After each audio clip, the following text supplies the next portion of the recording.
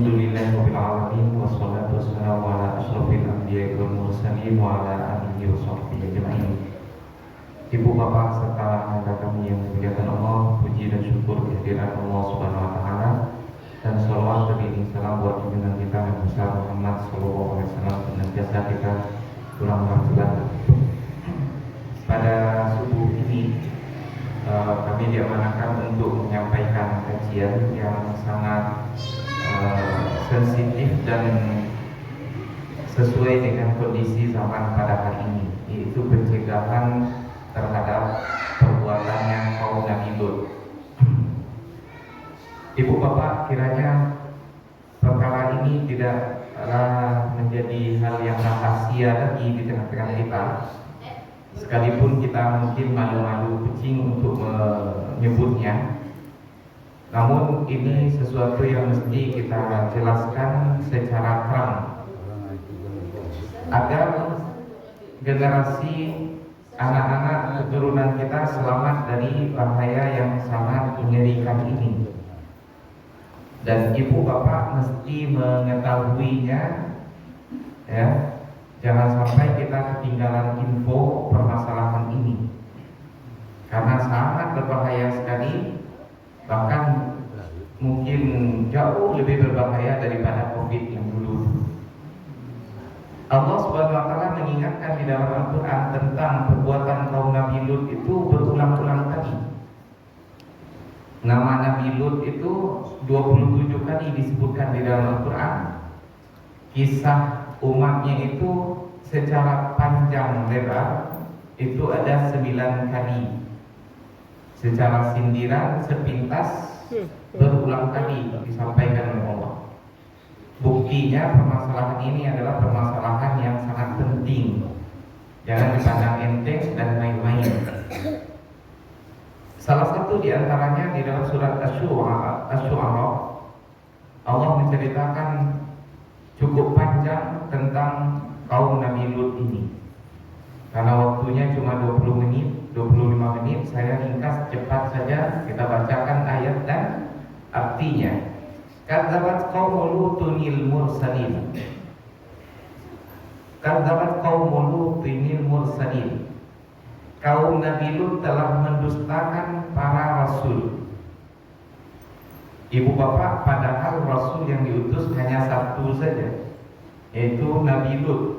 Tapi Allah katakan mendustakan para rasul. Maknanya adalah kalau kita ingkar kepada satu rasul, sama saja seluruh rasul kita ingkar. Karena ajaran yang dibawa oleh seluruh rasul dari mulai Nabi Adam sampai Nabi Muhammad sama, berasal dari Allah Subhanahu wa taala. Jadi kalau kita tidak mau patuh kepada salah seorang di antara mereka, sama saja seluruhnya kita durhakai. Makanya di dalam Al-Quran ayat yang lain Allah katakan la nufarriqu baina ahadin minhum. Kami tidak membeda-bedakan salah seorang di antara mereka. Kalau umat Kristen mengagungkan Nabi Isa, kita jauh lebih mengagungkannya. Tapi tidak sampai kita angkat dia jadi Tuhan. Dia adalah utusan Allah, persis seperti Nabi Muhammad. Begitu juga dengan Nabi Musa, Nabi Ibrahim dan nabi-nabi yang lainnya. Irqala lahum akhuhum Lutun ala tattaqun. Ingatlah ketika saudara mereka yaitu Lut berkata kepada mereka, kenapa kalian tidak bertakwa? Maksudnya tidak patuh dengan aturan Allah Subhanahu wa taala, beriman kepadanya, kemudian menjalankan apa yang jadi perintahnya dan menghentikan yang dilarang. Inni lakum rasulun amin. Sesungguhnya aku ini merupakan utusan yang terpercaya dari Allah untuk kalian. Apa yang aku sampaikan ini semuanya adalah wahyu dari Allah. Dan sebelumnya kalian sudah kenalkan denganku bahwa aku bukanlah orang pembohong, yang kalian mengakui bahwa aku ini adalah orang yang baik. Dan memang demikian. Fattaqullaha wa ati'un. Maka bertakwalah kepada Allah dan taatlah kepadaku. Aku tidak minta uang kepada kalian. Wa ma as'alukum alaihi min ajrin in ajriya illa ala rabbil alamin. Untuk seluruh apa yang aku sampaikan ini, aku tidak minta upah, tidak minta uang, pahalanya aku hanya harapkan dari Tuhan pencipta alam semesta. Tidak ada maksudku dari seluruh penyampaian ini untuk menjadi orang berpangkat, merebut harta kalian, atau menjadi orang berpengaruh, dipuji-puji di tengah-tengah kalian. Bukan itu. Tujuanku hanyalah menyampaikan kebenaran ini supaya kalian selamat dunia dan akhirat. Untuk balasannya cukup dari Allah Subhanahu wa taala saja.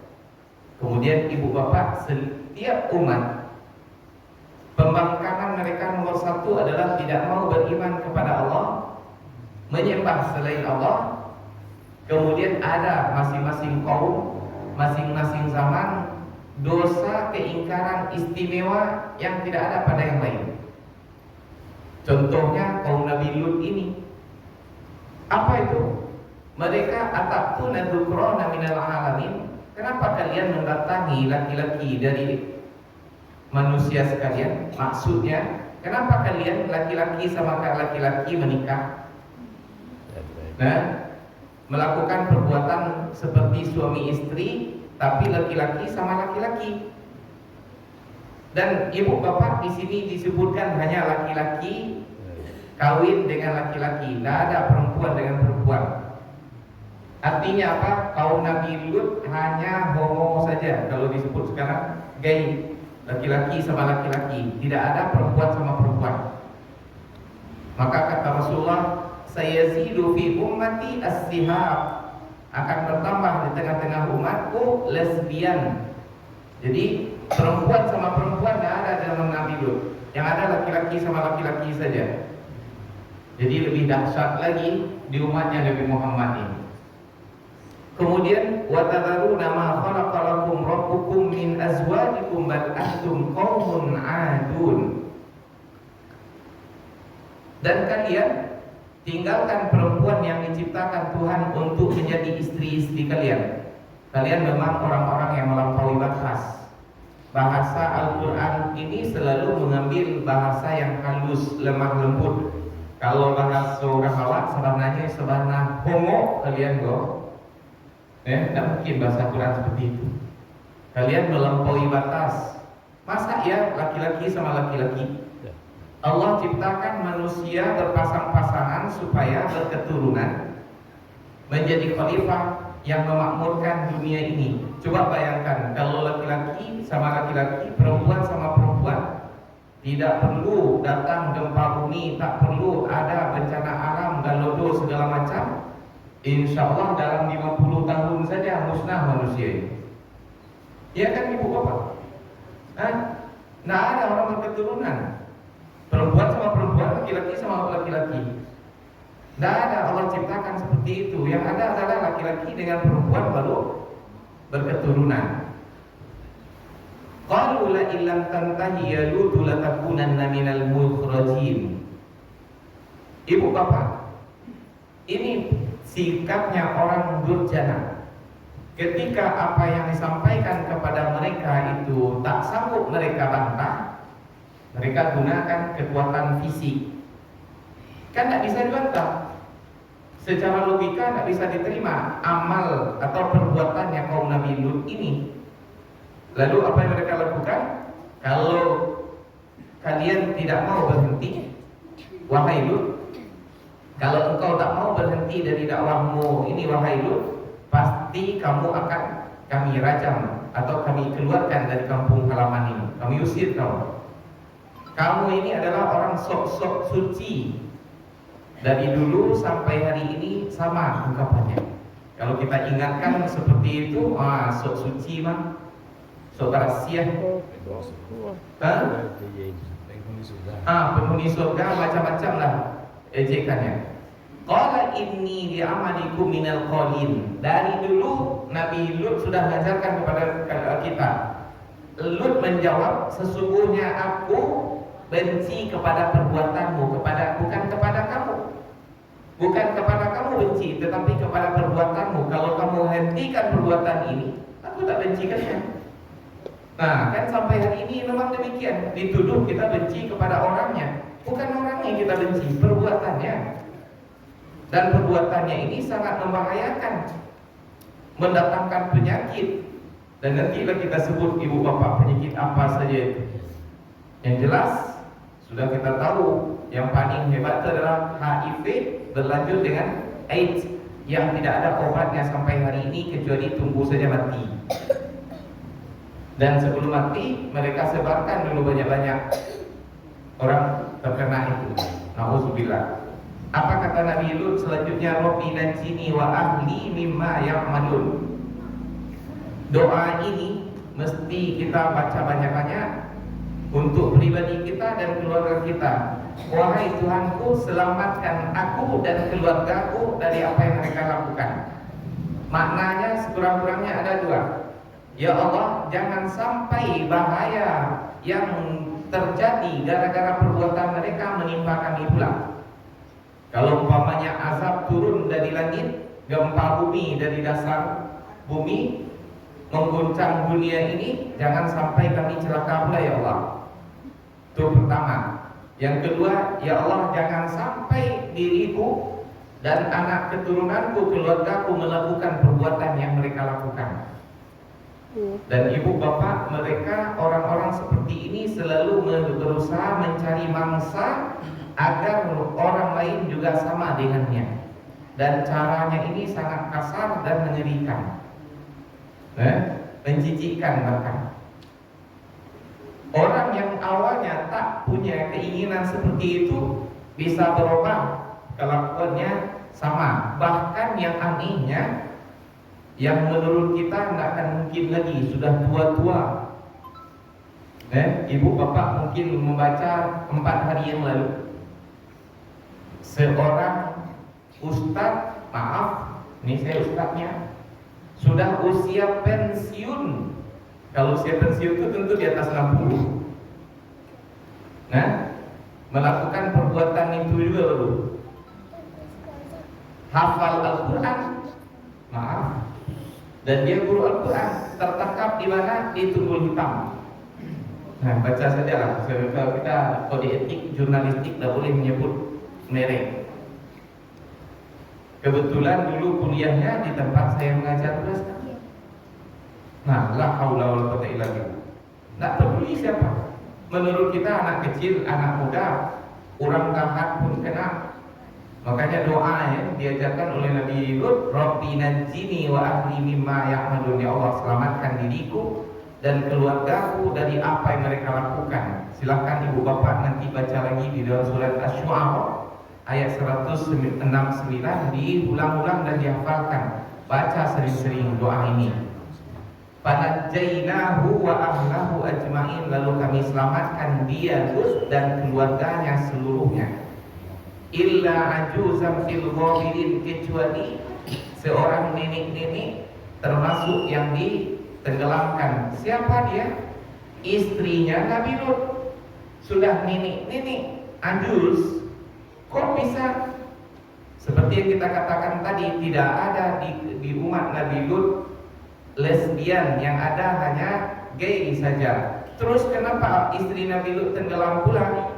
Dihancurkan dengan umatnya bukan karena dia melakukan perbuatan yang sama, tetapi dia menyetujui perbuatan kaumnya. Aneh, luar biasa.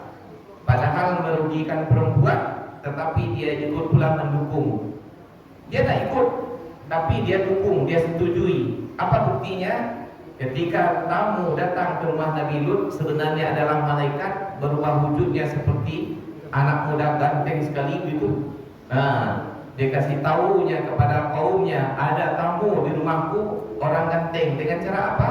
Dibikinnya perapian banyak di rumahnya, keluar asap. Tandanya ada tamu yang akan dihidangi makanan. Itu sudah kode disepakati oleh kaum Nabi Lut. Datang mau orang ke rumahnya berbondong-bondong, dan gara-gara itu istrinya Nabi Lut ditenggelamkan oleh Allah bersama kaumnya, sekalipun dia tidak melakukan perbuatan yang sama. Ibu bapak, artinya untuk kita pada hari ini, kalaupun kamu tidak lakukan seperti yang dilakukan oleh kaum gay, homoseksual, lesbian itu, tapi kamu diam saja, apalagi kamu ikut menyetujuinya, ya sosen itu nampak tiang urusan awak surang-surang. Nyo kata menggaduh depan dia selah, cukup sekedar itu, insya Allah tenggelam sama mereka. Dan banyak sekali kisah-kisah seperti itu dalam Al-Quran, ibu bapak. Contohnya lagi bukan kaum Nabi Lut saja, kaum Nabi Soleh juga. Nabi Soleh itu kaumnya tidak seluruhnya menjadi durjana. Tis'atu rahtin fil ardi yufsiduna fil ard. Ada 9 orang. Kalau bahasa sekarang 9 naga, entah kenapa lah itu.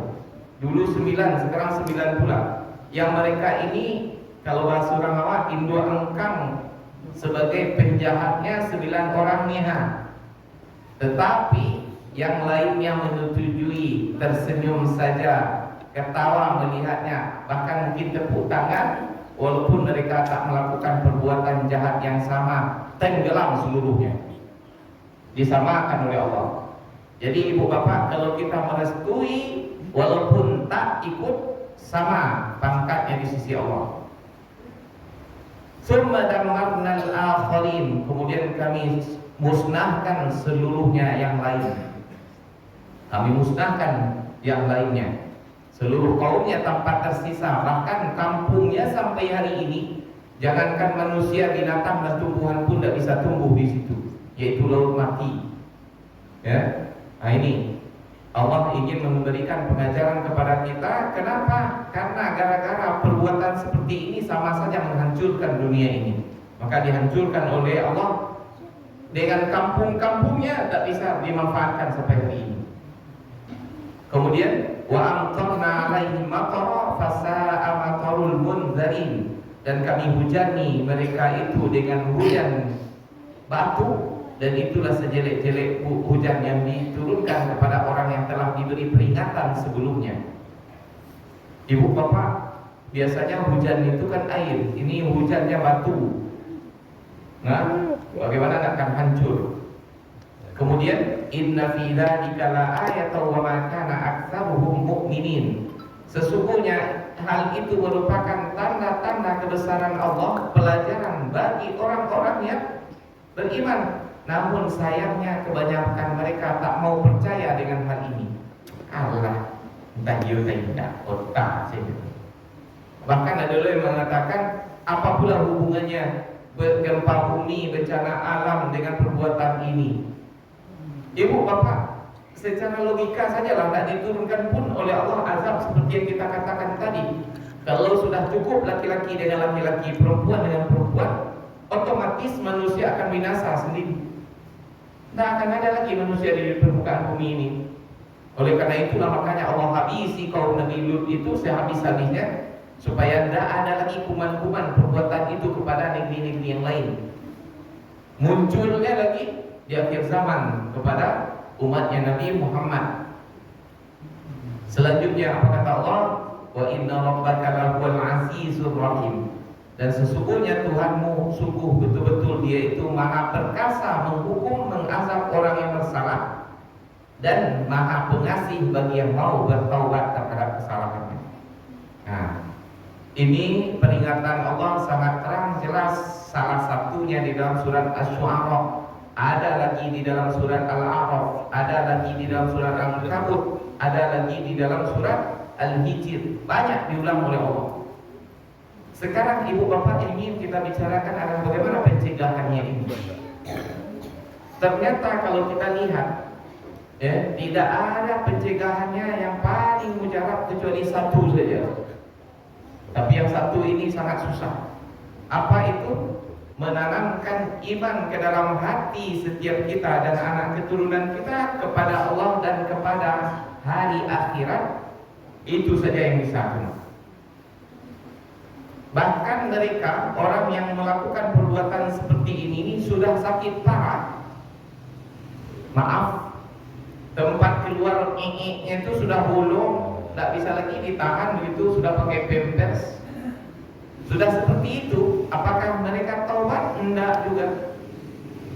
Sudah terkena penyakit HIV itu sudah bengkak di sana sini sudah jelek dia, apakah dia berhenti? Tak juga. Siapa yang menceritakan kepada saya? Dokter. Ya, ibu bapak kalau tidak percaya pergilah ke ADM Jamil. Ya, di di Padang ini ada puskesmas tertentu yang melayani orang yang penyakit ini. Dan yang aneh luar biasanya orang berpenyakit seperti ini diberi perlindungan, diberi obat gratis dari pemerintah, bahkan diberi uang saku untuk beli gizinya. La haula wala quwwata illa billah. Seolah-olah orang yang seperti ini dibudidayakan supaya dia punya kesempatan untuk menyebarkan penyakitnya kepada yang lain. Seharusnya menurut ajaran Rasulullah, pelaku dan yang penderitanya sama-sama dihukum mati. Ini justru dilestarikan begitu. Kalau tidak ada iman kepada Allah dan keyakinan bahwa nanti seluruh perbuatan kita akan dihisab di akhirat dan dibalasi oleh Allah dengan azab yang luar biasa bagi mereka yang durjana, tidak akan ada obatnya, tidak akan ada yang bisa mencegahnya. Yang anehnya luar biasa, orang seperti ini sholat juga ke masjid. Bahkan yang lucunya di Jawa itu ada pesantren waria, la haula wa quwwata illa billah. Dia baca pula Al-Quran, sholat pula berjamaah. Seolah-olah itu bukanlah suatu dosa. Itu kan mencampur adukan. Ibu bapak, kalau ada orang dia mengatakan bahwa perbuatan kaum Nabi Lut itu tidak haram, kafir, murtad dari agama Islam, walaupun dia sholat, puasa, zakat, haji berulang-ulang. Tapi kalau dia melakukan itu, mengakui bahwasanya ini haram, dosa besar, tapi syahwat, hawa nafsu tak bisa terkendalikan, dia tetap dikatakan muslim, tetapi dia sudah melakukan dosa besar sekali. Nanti di akhirat diazab terlebih dahulu, kalau Allah menghendaki akan dikeluarkan dari neraka. Kalau dia masih beriman, tapi kalau dia katakan dakci Allah itu malu haram perbuatan sepuiku. Tapi ibu bapak rata-rata semua yang melakukan hal seperti itu tidak mau mengakui ini adalah perbuatan haram. Apa katanya? Fitrah manusia biasa lah. Ya, suka menyukai sesama manusia itu. Ini sukanya kepada perempuan, ini sukanya kepada laki-laki. Ya, la ilaha illallah. Babi saja nggak ada. Jantan sama jantan. Ya, nggak ada jantan melakukan seperti itu. Nah, ada pak ayam pak oh itu kan. Sekalipun ayam jantan dikumpul sama ayam jantan, tak ada betina, tak ada begitu. La haula wa quwwata illa billah. Kemudian ibu bapak yang perlu kita lakukan setelah menanamkan keimanan, dan ini dari sejak kecil, ajarkan kepada anak-anak kita ini iman kepada Allah dan keyakinan kepada hari akhirat, bahwa seluruh apa yang kita lakukan di sini akan dipertanggungjawabkan di akhirat nanti, dan yang baiknya diberi pahala masuk surga, yang jahatnya akan direndam dalam neraka. Banyak ayat Al-Quran yang menceritakan hal itu. Ulang-ulangkan kepada anak. Jangan suruh anak hafal Quran saja. Ini hafal Quran seperti yang tadi itu, tapi iman tak ada. Sehingga apa yang dia baca lewat di lidahnya saja, tak ada artinya. Yang kedua adalah beri perhatian serius kepada anak dari sejak kecil. Banyak kasus-kasus seperti itu, anak-anak dilarikan oleh LGBT ini, orang-orang homo gay itu, yang anak-anak ini biasanya kurang perhatian dari orang tuanya. Ya, baru kemarin sore saya menghadapi kasus seperti ini. Ya, pengakuan anak itu anehnya itu seperti orang dulu, na'udzubillah malu kita menyebutnya di depan anak-anak ini sebenarnya. Ibu bapak saya tahan bahasa saya karena banyak anak-anak. Kan biasa dulu orang pergi ke hotel carinya perempuan gitu. Nah kalau sekarang enggak, pergi ke hotel cari laki-laki juga. Siapa yang mau curiga laki-laki sama laki-laki? Apa pengakuan anak tuh? Masih muda sekali bro. Dia seperti itu cuma cari kawan curhat katanya. Karena dia tak pernah perhatian dengan orang tuanya, tak pernah ditanyai Amak baca amak, apa baca apa, anak baca anak. Tidak ada pernah anaknya curhat dalam mendengarkan keluh kesahnya. Datang orang, bahkan orang ini kasih dia uang, dia dengarnya curhatnya berhari-hari. Lah bentuk laki bini, apa kau anak muda, bapak-bapak. Dan pada akhirnya abulung lah tuh, sekarang sudah pakai pampers saja tuh. Nggak ada lagi, udah lulus saja itu ke bawah. Nauzubillah. Apakah dia tobat? Yang anehnya nggak bisa dia tobat, susah. Itu aja pengenai. Jadi perhatikan anak kita dengan baik. Apalagi laki-laki, perhatikan oleh ayahnya. Curhatnya kepada orang lain. Enggak pernah. Kenapa? Ibu sibuk bisnis wanita karir, boleh apa? Nggak ada waktu berkumpul dengan anak keluarga gitu. Kemudian hindari konflik keluarga. Banyak muncul anak-anak seperti ini dari rumah broken home. Apa jamaah bercerai gitu. Pikirkanlah panjang-panjang dulu sebelum bercerai itu nasib anaknya. Kok kau bercerai dulu? Kau bercerai dulu suami istri, tunggulah anak lah nikah dulu sadonya. Bercerai lagi. Bercerai lagi. Lah nikah anak sadonya, bercerai lagi. Bagai. Nggak ada. Selesaikan dulu anak-anak ini. Kalau kau bercerai, cerai lagi. Kau mencari masing-masing, kau cari namudo, ibu cari namudo lo, terserah lah. Tapi anak lah nikah lo saudara. Kemudian didik anak sesuai jenis kelamin. Anak laki-laki didik dengan kelelakiannya. Ada di sudah joget-joget menari, kau nak TikTok. Alhamdulillah. Kau anak-anak laki-laki kau yang ditontonnya film Korea. Korea itu susah membedakan mana laki-laki, mana pedusi. Lebih rancak, laki-laki pada pedusi. Itulah kalau menurut saya. Lah kalau kita bilang itu yang ditonton tadi. Keceknya laki-laki, rupanya, keceknya pedusi, rupanya susah banyak. Akhirnya sedikit demi sedikit rusak pikirannya. Awak laki-laki ku harus modikolo. Akhirnya laki-laki kerja bawa ada lebih sedikit. La haula wa quwwata illa billah. Saya lihat anak-anak muda